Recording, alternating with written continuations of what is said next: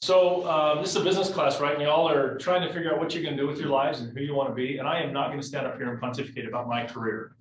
What I want to do today is talk. You're going to walk away with like 5 things that I'm going to try to help you with. But I was thinking about this over the last couple of weeks. I'm at the end of my 53rd year in life. Okay. And I know to you guys, that just sounds ancient, right? To be in your 50s. I remember when I was your age that I would meet people in their 50s. In fact, I was with somebody in her 20s Monday. We were having lunch together, and she said, "Yeah, I date a guy. He's so old. He's 40." And I was like, "So old? What I do to be 40 again?"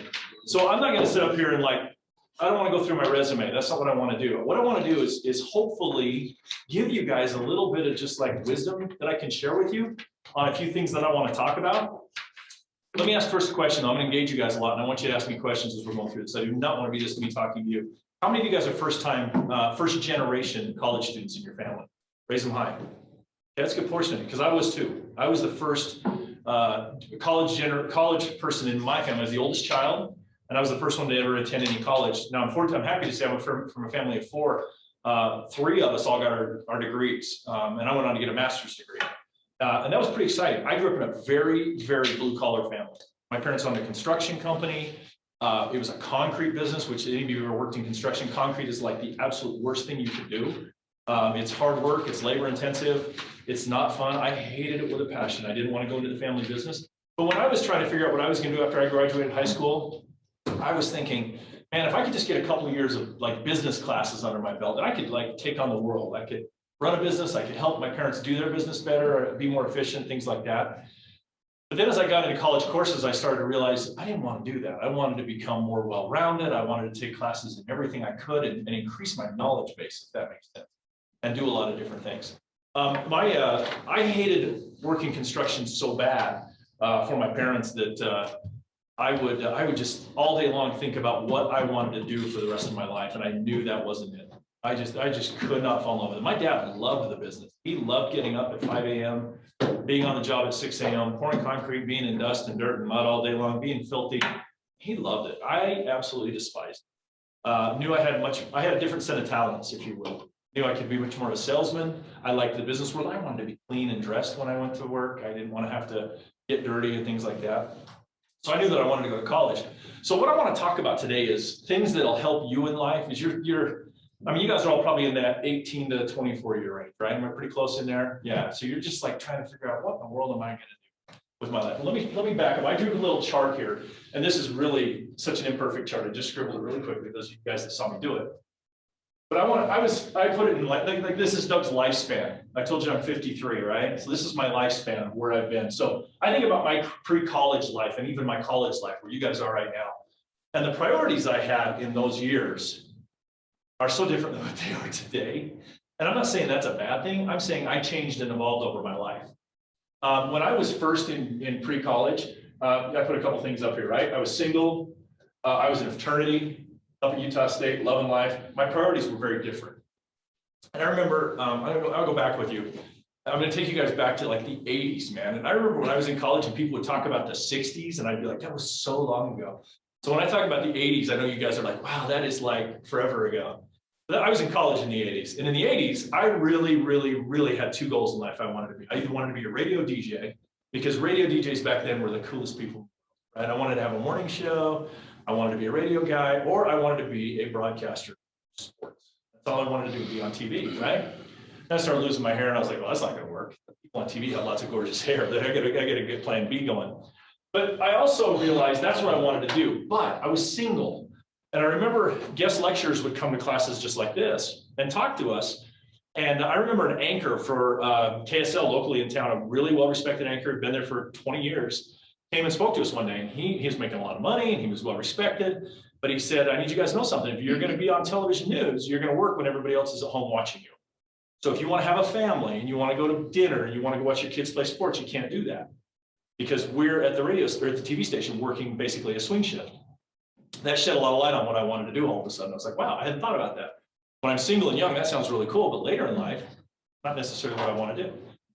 And then I actually got to work in radio. I had my own morning show while I was in school. It was so cool, at least I thought it was. What I realized was working in radio, I was in a 10 by 10 room with a microphone. I didn't have anybody there. It was me and a microphone. And then all the people that called me were all the people that weren't mentally stable. It was all these crazy people that would call during the day and talk to me, and they just wanted to talk, and I didn't like it.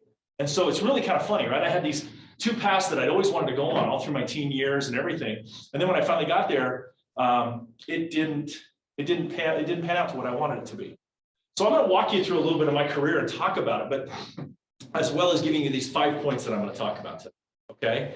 Life is a journey, man. And I'm going to say that I want you guys to, I know you're in that time of life where you're trying to decide, what am I going to do? What am I going to be?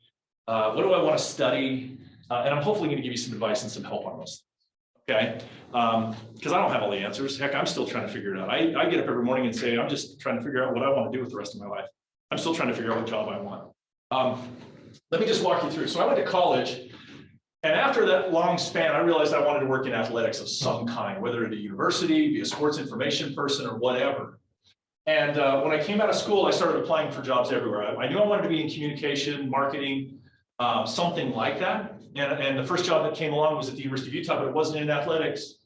It was at the hospital, and it was in working in healthcare and communicating. And I was like, all right, maybe this will be a good stop. If you would have told me when I was 22, I was going to work in healthcare at that point and for the rest of my life, I'd have said, no, I'm not. There's no way. That's what I ended up doing. Spent a lot of years there at the University of Utah Hospital and Health Sciences Department. Then I left and went to another company that was Snedeker Communications, which was located here in Salt Lake City. We had hospital clients all over the country. And it was doing the same kind of thing. A lot of communications for them, PR, crisis management, all those kinds of things. And it was really fun. I really enjoyed it. And I also learned new tricks of the trade. Okay. I'm quickly going down my timeline because we're going to talk about these important points. But one of my biggest clients when I was at Snedeker was Shriners Hospital for Children.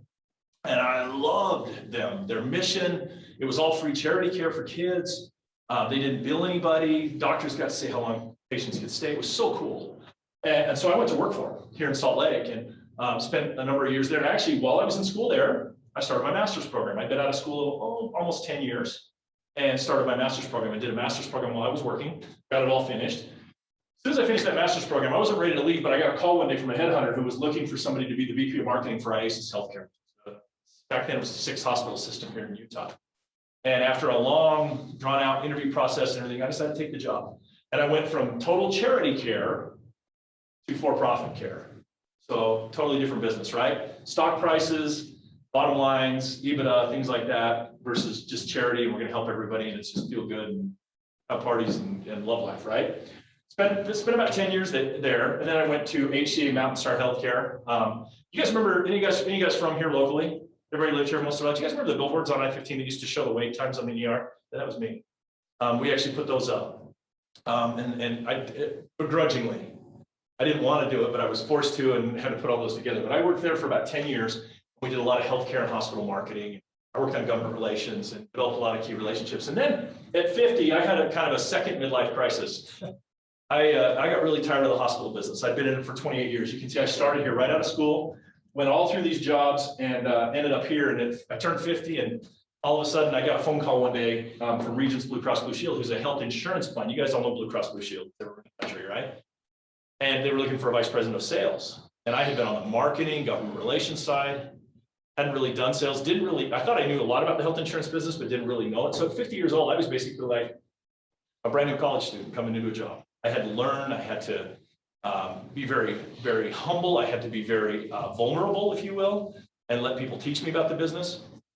And so I did that at 50 years old, and I told you I'm 53. So I've been there almost 4 years now. And it's been a great run of events. Now, I'm going to say that, as I told you when I first started, if you'd have told me this was my career path when I graduated from school right back here, if you'd have talked to this pre-college dude, I'm just going to tell you a little bit about college life, Doug. Okay. I grew up here in the Valley. I told you my parents didn't go to college, both great business sense, smart people, really ran a business well, raised 4 kids, did a great job. We had a good life. But I didn't see myself graduating from college. I saw myself coming to the community college for a couple of years, taking what I call business classes, and then moving on and doing something, right? And in fact, I'll tell you about the high school student. I was a really underperformer in high school. I was an athlete. I knew that to play basketball, I had to have, back in those days, you had to have a 2.0 to play basketball. And I think I hovered at about a 2.4 or 2.5, just went to classes about half the time. Had girlfriends, went to parties, played basketball. Didn't really think about life beyond high school. Took the ACT, and I'm never going to tell anybody what my ACT score was because it was so incredibly low. I don't think they do it that low anymore. I actually heard from somebody one time that if you mark C all the way down in your ACTs, you could score like an 18. That's not true. I'm just here to tell you guys it's not true. I might have done that just to test it. Went back and took it again. But what I'm saying is this pre-college, Doug, was all about fun and life and everything else and full life. But then I realized as I went to school and I started taking courses, one of my biggest frustrations is when I started taking courses, I got pretty frustrated with having to take psychology and math and history and sociology, you know, all the ology classes you have to take, right? I remember thinking, just give me like 5 or 6 business classes and that's all I need to know. Give me accounting, give me those things and I'll be on my way. But I think what I learned in that time span of getting a 4-year degree was it really rounded me. I still refer back to things that I learned in other courses. Sociology, world population, geology, study of rocks and dirt. Still one of my all-time favorite classes I ever took. I will stop it. I'll be out in the desert with my kids and I'll be, hey, let's talk about this rock formation. They'll be like, Dad, stop it. And I'm like, no, I learned this in college. This is so cool, right? And so I think that's what you need to think about when you think about getting a degree is it not only gives us the training we have for a job, but it also makes us so well-rounded in everything we do in life. Does that make sense? Okay, so I'm going to start off a little bit, and I'm going to ramble a lot. That's what I do. Okay, go through all my texts that keep coming in right now. We're in our busiest time of the year right now with fourth quarter. This is when most companies renew their health plan on 1/1. So everybody's shopping their insurance right now. So I have my whole sales team out there in the market trying to sell our business, and so I get texts like all day long. I just finished a call out in the parking lot. I'm going to give you 5 things to think about when you think about what do you want to do when you get out of this classroom setting. What do you want to do? And the first thing I'm going to say to you is be passionate. And why I say be passionate is I told you that I hated working for my father pouring concrete. Oh, I got to a point. I mean, I started when I was 13 years old and I did it all the way through college. It helped me like pay for school and do things like that. My dad was brilliant, but I don't think he knew it. He had no clue what he was doing to me, but he was motivating me. I would come home in May from school or get out at the high school. And literally that first day, Monday, I was at work. You know, all my buddies were like, hey, we're going to go swimming. We're going to go partying for a little while. Not me. I had to be at work at 6 a.m. And I hated it so bad that I could not wait to go back to school in the fall. And I think so that my dad was motivating me, but he had no clue. But that was my motivation is I wanted to get back to school because I hated that job and I wanted to get something that I liked to do. Think about it. You're going to work for 40 years of your life. I'm on my 28 and 4. I'm at 32 years of my life right now. And I still got about another 10. Before I can retire. Pick something you like. Now, I'm not saying work is always going to be a blast and it's going to be fun, but find something you're passionate about. Okay, if you are passionate about accounting, go do it. If you pick a skill set, you know, do these. They have these great courses you can go do with the counselors and whatnot, where you can look at careers that best fit you and your personality. And then try them out. I mentioned to you that I always wanted to be a DJ until I actually did it. I was like, wow, first thing I got to do that in college. It was like on the job training. Do internships, shadow people, talk to people who work in the industry, aunts, uncles, neighbors, friends, whatever you've got who work in a business that you're thinking about and ask them about it. See if it's something that you'd really like to do. But why I say to be passionate is, you know, there's that old line that if you love what you do, you'll never work a day in your life. And I say that's a load of crap because I love what I do, but there's still mornings I get out of bed and I'm like, I don't want to do this. It's not always fun. It's still work. Hate to break it to you. Work is going to be work. But pick something that fits you and something that's fun. Back in the 80s, going back to the 80s again, the big degree up at Utah State and across really everybody was getting engineering degrees. Civil engineering, mechanical engineering, everybody was an engineer. And my brother-in-law, who's a couple years older than me, started school before me. And since everybody was getting an engineering degree, he said, well, I'll get an engineering degree. And it took him longer to get his engineering degree than it took me to get mine. He just did it slower. But to this day, he hates being an engineer. He despises it. He's never had a fun job. He's never liked what he does. But he thought, man, this is where the work is. He did not chase his passion of what he should have done. Okay, I got another brother-in-law. Let me tell you about him. He's an ergonomist. You know what an ergonomist is? That's a person who studies plant life and stuff like that. And he got his degree up at Utah State. Well, this brother-in-law of mine grew up working on a farm his whole life. He grew up tending sheep. He grew up cattle and everything else. Now, an agronomist is one who studies plant bases and flower bases and whatnot. He works for the largest potato farm conglomerate up in Idaho and the state of Washington, in both states, that he has all the contracts with Burger King, Wendy's, and McDonald's for all of their fries. Oh, and Red Robin too. Every time I go to Red Robin, I always praise him because of those big fat fries, and I love them. But he's getting paid great money, and he does what he loves. He rides around on a four-wheeler all day long. He takes care of a crew. He does, he's on a computer managing the output of all of their farms and everything that they're producing, but he loves what he does. I mean, he picked the perfect job for him. And that's what I would say to you guys is find your passion. And you don't have to know it today. Keep searching that and try to figure out what that is. But I can't emphasize enough. I tell my kids this all the time. Please do what you love. And because, man, you're going to work for a long time in your life. And not to say that it won't change paths quite a bit, but you look at mine. And so I'm telling you, do what you love. Well, how did you end up in healthcare? Why did you stay in healthcare? I will tell you what I loved about my jobs was I started in communications. And as you can tell, I like to talk.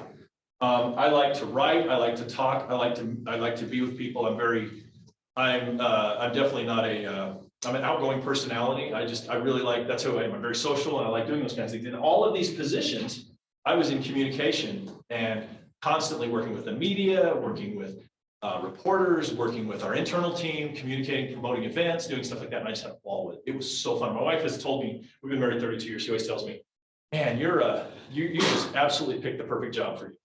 In every one of these, it's been good. And every time I switched, I thought, man, it's not going to be as good as it was at this job. And I moved to here, and it actually gets better. Then I go up to here, and it gets better. And I'll say right now, I'm in a really good place right now.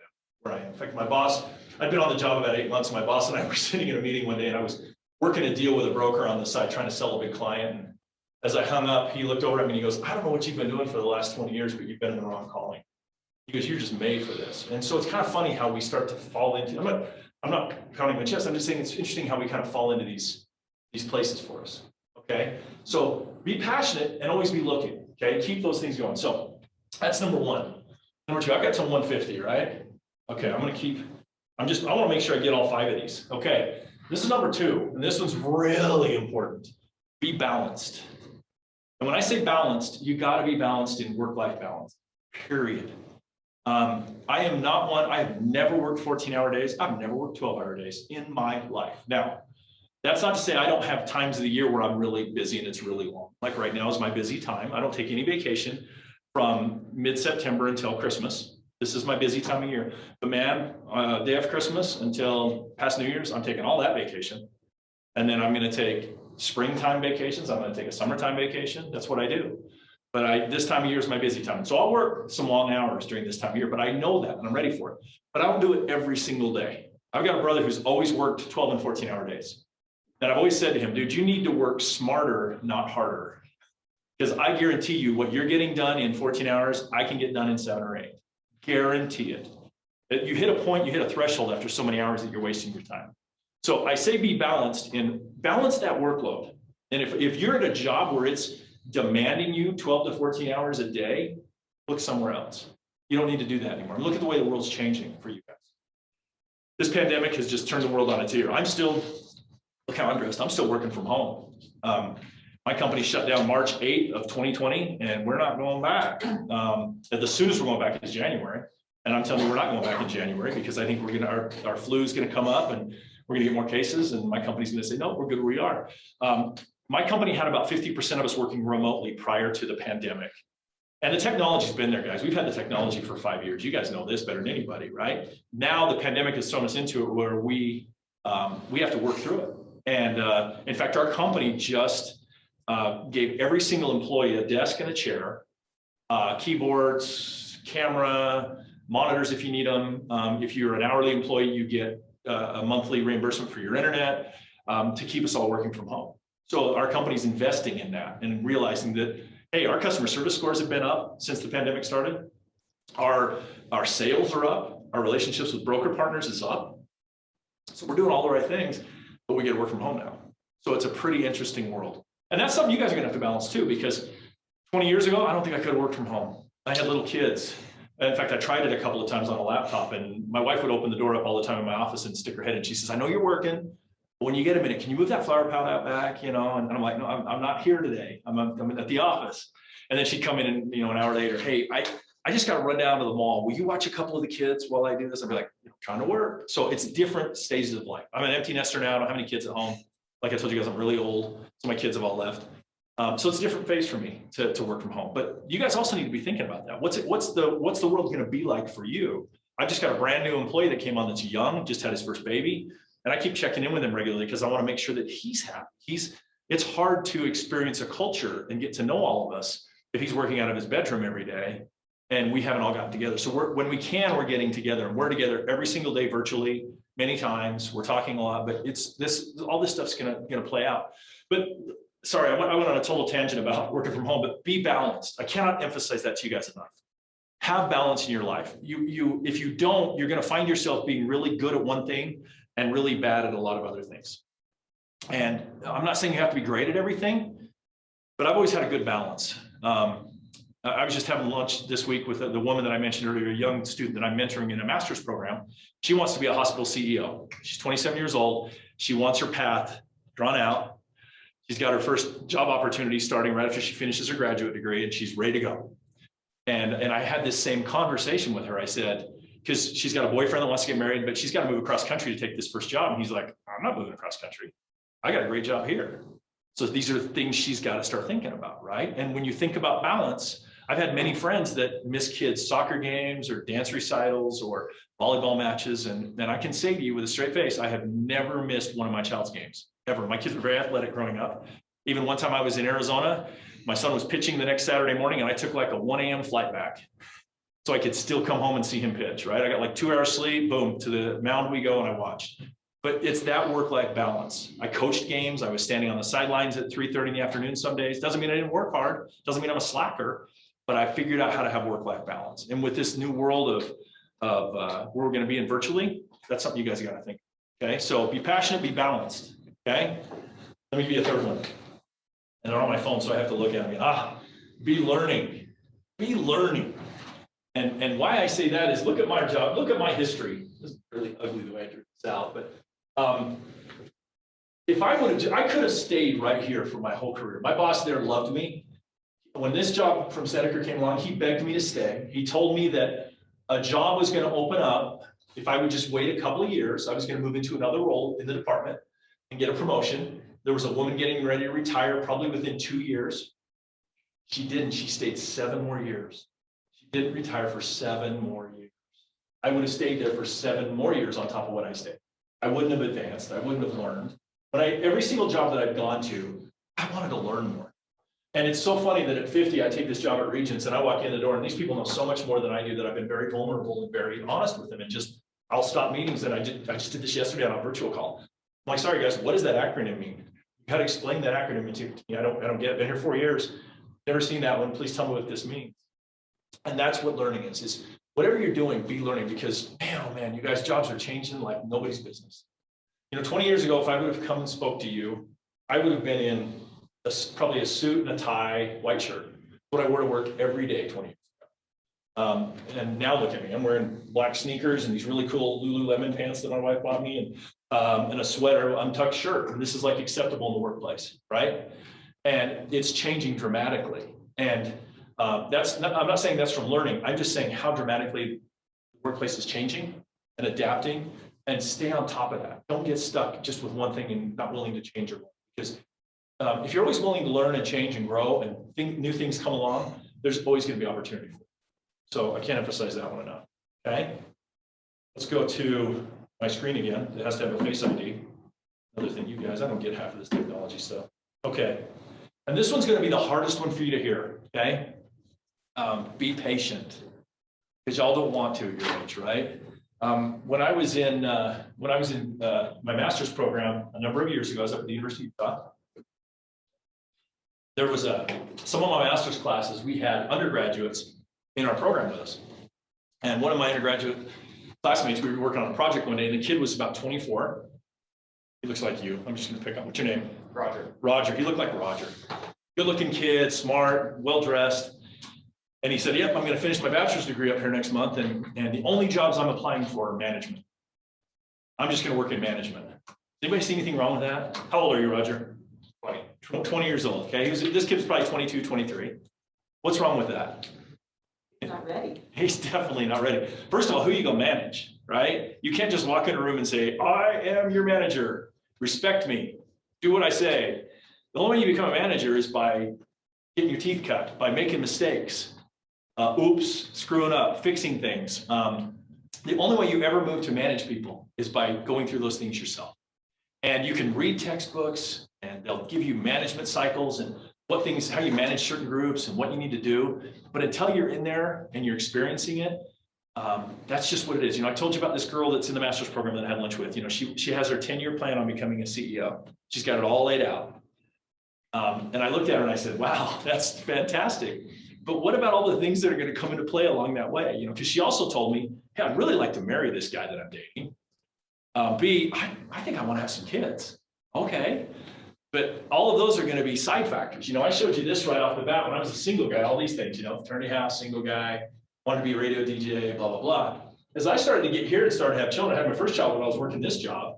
As I started to, my priorities kind of changed a little, right? Back here, I didn't care. I didn't want to work 8 to 5 job. By the time I got here, that's all I wanted to work was an 8 to 5 job. And then I got down to here where my kids were older and like teenagers playing sports. Not only did I want to work an 8 to 5 job, I wanted an 8 to 5 job with flexibility.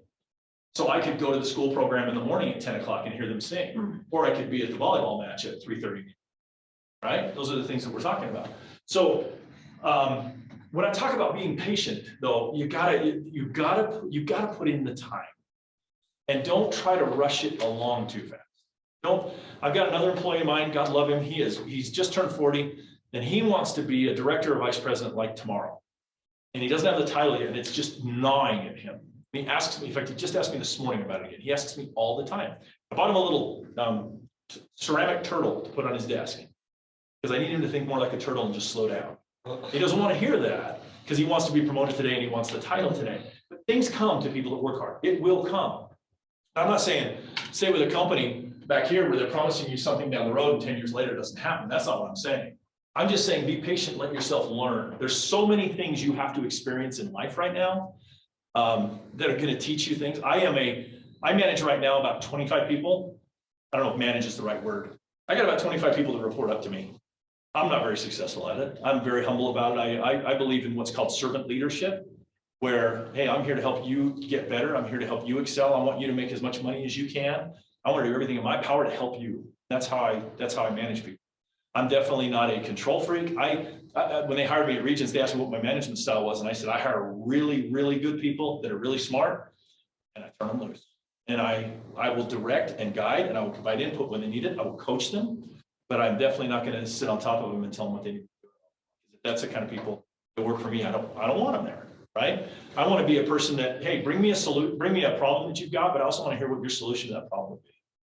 And how are we going to fix it? Don't just come to me with a problem and dump it on my lap and then let me fix it for you. Come to me, the problem is yours. How did it evolve? How did it get there? And what can we do to fix it together? So those kinds of things, guys, I just hate to say it, are just going to come over time. You know, this job right here at the University of Utah that I took was an entry-level position. When I took it, I was in my early 20s, and 3 people on my staff were in their 60s. So I remember when I took the job, I was like, oh my gosh, these people are almost dead to me. They're so old, right? And I remember somebody said something to me. I said, man, I'm working for a company and they're all just so much older than me. And it's like, I'm having a hard time relating.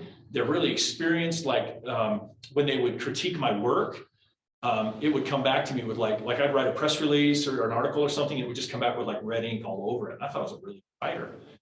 And the first couple of times it happened, it kind of humbled me a lot. And I remember saying that to someone, a good friend one time, and she said to me, isn't that great? Think of all that experience and all that wisdom that you get. I was like, oh, I hadn't looked at it that way. I looked at it like, man, I can't relate to these people.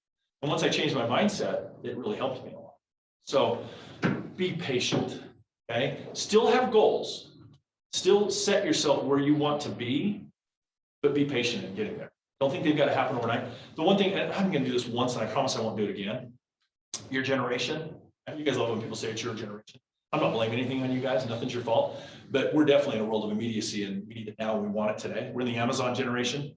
You can order it today, and it's going to be here tomorrow. I'm there too. Don't get me wrong. I just saw the news again this morning that we are consuming more goods right now than ever before. That's why we have this supply chain back up, and we've got all the boats out in the water. We are consuming at a rate of, it's just insane the things we're consuming right now. Everything's selling out. I have a hot tub, and I went to the hot tub factory today to get some more chemicals. I was talking to the salesperson. Since COVID started, they've had a 6 to 8 month waiting list on their hot tubs, and they started manufacturing 24 hours a day now. They used to do them 10 hours a day. Now they're going 24 cycle. They're just manufacturing hot tubs as fast as they can. And they still got a 6 to 8 month waiting list to get your hot tub, and the prices have gone up significantly. So that's just one example, right? We've got a lot of examples we've been talking about here before. So we are consuming at a rate that's just insane. And because of that, guys, we don't wait for anything. We're so impatient. We want immediate gratification. We want to buy something on Amazon, have it there tomorrow. I just remembered I ordered J.R. Donald's pizzas from Chicago, and they're coming today. That just made me excited for a second. I totally forgot to order those, talking about immediacy. But we want it so fast, we can get anything delivered to our home now. And what it's doing, and I'm not blaming your generation because you guys are in the midst of it, I am too, we got to slow down a little bit. And we don't have to have immediate gratification, especially with work and things like that. You know, they talk about the different generational changes people have had, like you always hear about the greatest generation, the one that went off and fought in World War II, raised in the Depression. You're probably great-grandfathers for you guys, my grandfathers. Came back from World War II, worked their butts off, started companies, worked hard, put some savings away. The next generation that came after them were kind of like, you know, the 60s, the hippies, the children who worked hard, but not quite as hard as their parents. Had a little bit more, started 401ks, put some money away, traveled, did things their parents didn't ever get to do, bought nice cars. And then my generation came along, and we were like in the 80s when it was all excess and buy what you can and act like you have more money than you did and spend. And we do a lot of that. Then you guys have come along, and now we're in this gratification where it's just like everything's there when we need it. And we gotta slow down. We gotta slow down, especially when it comes to your careers. I'm gonna talk about my brother for a second. Love my brother. But my brother is on his 7th job in 8 years, and with really, really, really good companies. My brother started at a company called eBay. You guys all heard of eBay? I remember when he started with him here in Utah, this was a long time ago. I didn't know what eBay was. And he came home and told me, he said, yeah, I was at a dinner with him one night. He said, I'm gonna go work for this company that buys and sells things on the internet, which was still new back in the 90s. And I was like, well, good luck with that. That just sounds stupid. So he went to eBay, had a great career, and then actually got hired by another company you all know called Amazon. And he went to work for Amazon for a long time, and he loved it. And he probably should have stayed with Amazon, because then since then he's chased a lot of other large companies. He went from Amazon, and then he went to Uber, and he went from Uber to, then he went to Wayfair. He finished at Wayfair, and then he started up with Whoop, which if you guys watch golf, it's that new fitness band watch that all the pro golfers are wearing now. Had a short stint there. Now he's down with Chewy, the food that you order online for dogs and cats, and now he's just accepted another job with a startup electric bike company. My brother does not listen to me when I talk about being patient. He gets in a job, and then as soon as it starts to get frustrating, or he doesn't like the boss, or he gets a challenge he doesn't like, he jumps. He goes somewhere else. Yeah. What's your trigger for moving on or leaving a job? What's his trigger? What's your trigger? Ooh, good question. Okay, his trigger, I talked to you about it. His is, I think he gets frustrated and leaves pretty quick. Mine, honestly, that's a great, Roger, right? Yeah. Great question, Roger. My trigger is boredom, right? All of my jobs, so I spent about 5+ years here. I only spent about 1.5 years here because this was one of my clients and they hired me out, but I spent almost 5 years with these guys. Then I spent 10 here, 10 here, and I've been 4 here. I hope I finish here. Who knows? I still have this romantic fantasy about working at Home Depot. I just want to wear an apron and walk around with my Coke Zero and just help people all day long. I just think that sounds amazing. You can never find an employee at Home Depot, right? I'm going to be that guy. I'm not climbing ladders. I'm not running forklifts. I'm just going to walk around with a Coke Zero and just help you find what you need all day long. But my trigger's boredom. And my wife always says that to me. She says, I can see you getting bored. I'm trying to learn all I can and absorb. But you give me 8 to 10 years in the job, and I feel like I've kind of accomplished what I wanted to do. And I just kind of want to move on. I kind of look at people like, I had a good friend that worked here for 30-something years. And I totally respect that. And in the company I'm at right now, people have got a lot of longevity. Most of my employees have been there 15 to 25 years. My administrative assistant just passed her 33rd company. I am blown away by that. I'm like, wow, I've barely made it 10 at any job I've had. But I'm always looking for a new challenge, something fun, something interesting, something to get my spark going again in life. And that's a great question, Roger, because that's in that learning category that I was talking about. If you're always learning and always wanting to try something new and take chances, that's who I am, right? So I got a lot of friends that aren't. I've had friends that have had 1 job or 2 jobs their whole life. Don't want any risk, happy where they are. And that's great, good for them. They know what their limitations are, but that's always been one for me. So Great question. Okay, we got about a little 10 minutes. So I'm gonna give you my last one, and then I want to have some more Q&A. So passionate, balanced, learning, patient, and the last one is be humble. So I'm telling you all these great things, and like, be humble. Why do I have to be humble? When you guys come into your career, when you first get out of school, or whenever you're going to start a career, you want to start, and I say a career, like I hope when you think about a career, you're thinking about a path, not just, I'm going to go get a job and sit here at this desk and do what they do for the rest of my life. But let me tell you, so I come from a family of 4. I have 3 brothers and a sister. My sister's, I'm the oldest, she's the second, and I got 2 little brothers. All 3 brothers got degrees. My sister chose not to. My sister never did well in school. In fact, never went to school. You thought I was bad in high school. She was really bad. She went on and got her beautician degree after high school. Nothing wrong with that. She went to beauty school. Nothing wrong with that. It doesn't cut hair anymore. She works for a cabinet company and does POs all day long. POs and shipments and paychecks, or not paychecks, but bills and incoming and outgoing money. And it's a job to her. It's not a career. Doesn't love it. Never thinks of it as a career. And I hope what you're doing in school is you're thinking about a career. When I talked about number 1, being passionate, about what you want to do. Because I remember thinking about, the pouring concrete days. I was like, all I would do when I was either digging or, finishing concrete or cleaning up mess or moving forms, all I would think about was either number 1, a more efficient way to do this, like have a machine that would do this for me so I don't have to do it. Or number 2, I cannot wait till I'm not doing this again. And if you're in a job, most of you guys are probably out working like part-time jobs, or some of you are working full-time. If you aren't, it's a job you don't like, use that as motivation to get your degree, to focus on what you want to do. Because if you want to do something, man, and you're passionate about it, it'll open that door up for you and you'll be able to. Okay. But being humble means being teachable and coachable. It means being vulnerable. Vulnerable is a word that we're starting to use more in our world, and I love the word vulnerable. Vulnerable doesn't mean you're weak. Vulnerable means you're willing to expose yourself. I say to my team all the time, I said, somebody emailed me this morning, like, I need you to do this. We need to reach out, get a check cut for this client. We overcharged them, blah, blah, blah. And so I just finally called him on my way here, and I said, hey, I'm going to do this for you, but dude, I have no idea who I'm supposed to call. I've been with the company 4 years. I have no clue who I call on this. Can you tell me? And I thought for sure he'd know the answer. He goes, no. He goes, I don't know either. That's why I gave it to you. And I'm like, okay, so both of us being very vulnerable here, and we got to learn something.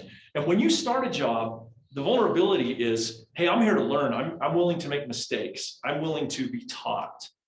Because I've got some employees at different points in my life, and I've got one right now who I'm trying to teach vulnerability to, who doesn't really know what he's doing. But instead of being vulnerable and asking for help, he fakes like he does know what he's doing. And it's so obvious. He's trying to fake his way through stuff. And I'm like, dude, you don't know what A, B, and C mean. Just ask it. Let's talk about it. If you hit a point where you don't know, just say it to our customer. Hey, I need to look into this and get back to you. I don't want to give you the wrong answer. I don't want to give you the wrong impression. So I'm going to look into this, but I promise I'll come right back to you and give you an answer. Okay. So that's being what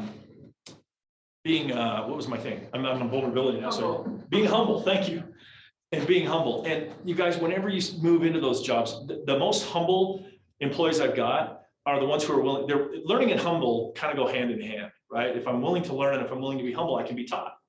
And those are my favorite employees. And I just love that about them because they want to grow. They want to get better. They ask questions. If you don't know something, ask the question. A lot of times I'll be in a meeting and somebody will ask a question and always somebody goes, that's such a great question. I'm so glad you asked that because I didn't know what that meant either. Or, geez, I didn't have a clue what they were talking about. And so, don't be that, be willing to be taught and be humble and take on the world that way. It's going to make you a much better employee. It's going to make you a much better person. All these things are going to make you better. Okay, I've spewed for like 40 minutes. Wow, I need to sip of my Coke Zero. What questions or anything do you guys have from me? I could just go on and on with no help at all. So, anything about any of these 5 things that I've thrown at you? Any of them seem weird, or do you disagree with anything? I'd love to hear from you guys. You touched your ear. That's almost raising your hand. Be careful. I wasn't here. I just want to know what do you do? Now you sound like my kids. My kids have no clue what I do. So I'm the vice president of sales for BlueCross BlueShield here in Utah. And so my job is all about membership. I'm trying to, and I work. So every company has health insurance. Well, most companies.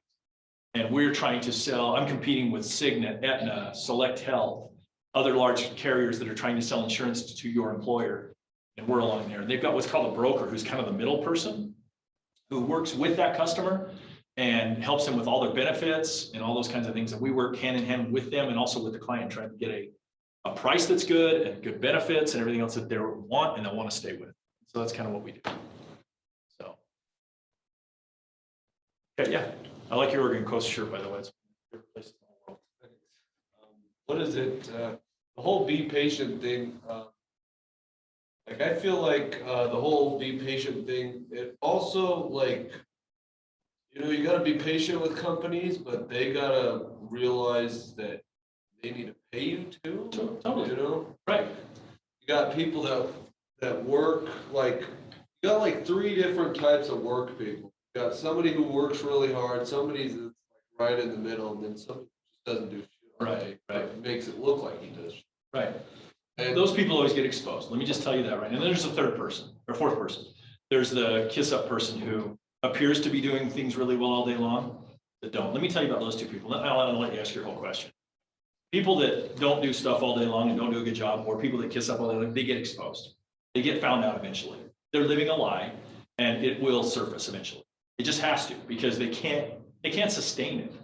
The only way you can sustain it is if you work hard, you're doing the stuff you need to do, and then and the pay. So let me answer a little bit of that. Tell me your name. Nolan. So you're making a really good point. You stay with a company, but how long do you stay with a company, or when do they respect you because of what you're doing? I'm a firm believer that if you work hard and you do a good job, the money will follow you, hands down. It will always follow you if you're a hard worker, guaranteed. That doesn't mean you're not going to get laid off. Doesn't mean the company might have shortfalls and they got to let half their staff go and you're going to get canned one day. That's life. That doesn't mean that you're not a good employee. But if you work hard, money will go where you go, whether you leave a job and go somewhere else. If you know your business, if you do all these things, if you're passionate about what you do, if you're willing to learn, if you're willing to be humble, all these things, you're going to do well. You make money, period. I'm a firm believer in that. The employees that I've had over the years and in my job, when I've worked really hard and been passionate, done all these things, it's paid off. I can tell you, my first job coming out of college the pay was so small. It was so small, but I had to take that chance to take a job that was going to give me the experience. And I remember my wife, when I came home, I'm like, yeah, this is what they're going to pay me. She's like, holy cow, are we going to be able to live on that? And nowadays I'm making, I don't know what I'm in math. My base salary is at least 11 times larger than that for salary, right? And then I get bonuses and everything on top of it. I make more money now than ever. I'm not filthy well, but I do okay, right? But I always work hard and go after the money and not chasing the money, letting the money come to me, if that makes sense, right? If you work hard, it's going to come your way. I promise you. Promise you. I've been patient. Feels like that. Now that our housing market is through the roof, I'm just so stressed about like what my salary, like not my salary, but my hourly rate is, and it feels like I'm just not going anywhere. But you know, like I need this job because I need benefits. I'm a diabetic, so if I don't have benefits, I'm screwed. Right. So I'm taking lower pays because I definitely need the benefits. Yeah. Top benefits. I hear you totally about what's happening in the economy too, like this housing thing that's going on. Don't let it scare you guys. I mean, it's horrible.